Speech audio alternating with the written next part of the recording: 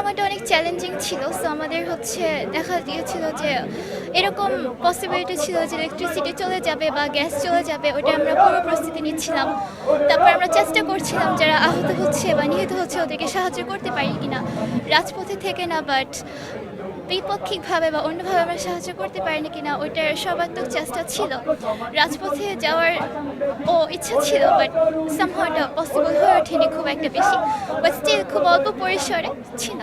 Challenging ছিল। So আসলে ব্যাপারটা তো এরকম যে যখনই দেখা যায় যে আপনি মাঠে আছেন, তখন আইদার আপনাকে পুলিশ গুলি করছে বা আপনি সামনের দিকে যাচ্ছেন র্যালি নিয়ে। সো আপনি সামনে যাচ্ছেন, আনএক্সপেক্টেড সিচুয়েশন আসছে, আপনি আবার দৌড়ে পিছনে চলে যাচ্ছেন। অনেক চ্যালেঞ্জিং বিষয় ছিল। আজকে পার্সপেক্টিভ টোটালি অনেক ডিফারেন্ট। ১ বছর যে পার হয়ে গেছে এটা আসলে বোঝাই পসিবল না।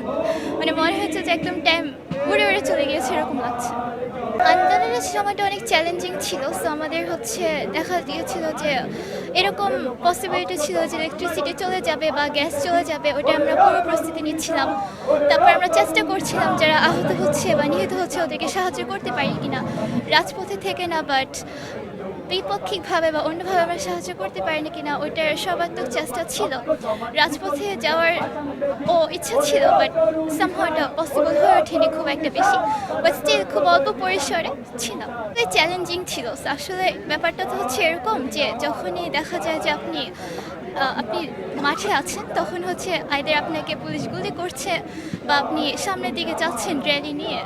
সো আপনি সামনে যাচ্ছেন, আনএক্সপেক্টেড সিচুয়েশন আসছে, আপনি আবার দৌড়ে পিছনে চলে যাচ্ছেন। অনেক চ্যালেঞ্জিং বিষয় ছিল। আজকে পার্সপেক্টিভ টোটালি অনেক ডিফারেন্ট। ১ বছর যে পার হয়ে গেছে এটা আসলে বোঝাই পসিবল না। মানে মনে হচ্ছে যে একদম টাইম